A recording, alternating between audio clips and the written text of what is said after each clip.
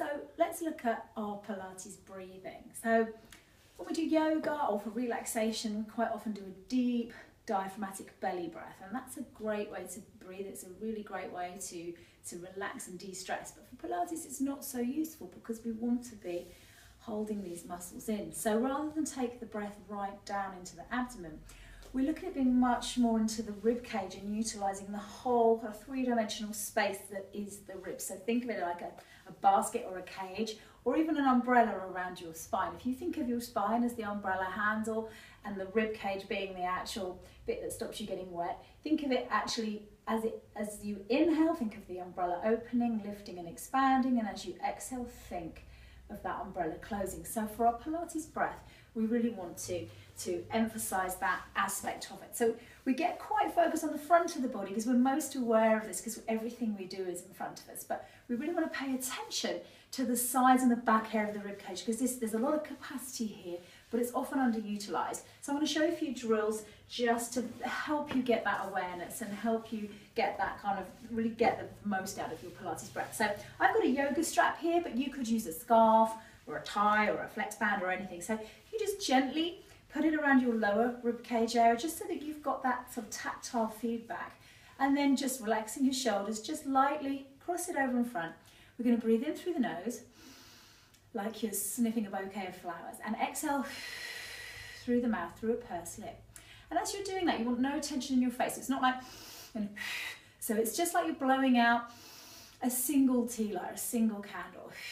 And I just want you to give yourself a little bit of feedback by just gently resisting with the band. So as I inhale and I expand my rib cage in all three dimensions, wide and full, I'm going to inflate my ribs into that band, and I should feel that it actually gets wider and the ends give. And as I exhale, I'm going to channel the air out through my pursed lip, and I'm just going to gently pull on the ends. So that really helps you feel the back and sides of the ribs. Another great way to really feel the back of the body, because when we lie down on the mat, often obviously the back is restricted, is just to come into our shell, stretch your child pose. And if you need to use a pad or pillow under your head, you go ahead and do that.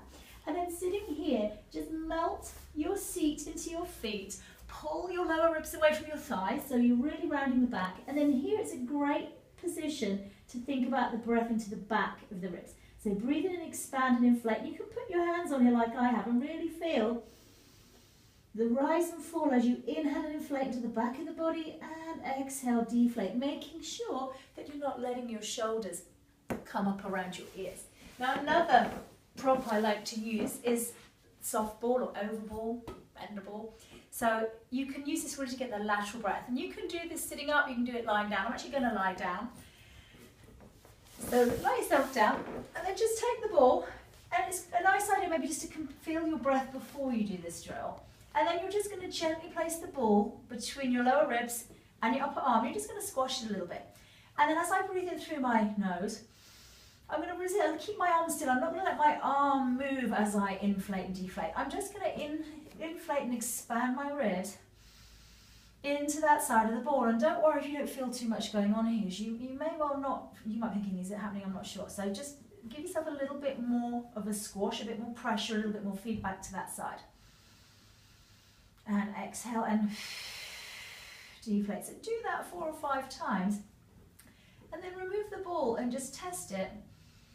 And see if that feels different. And I can feel that it has brought more awareness to that side, and that side is now expanding more.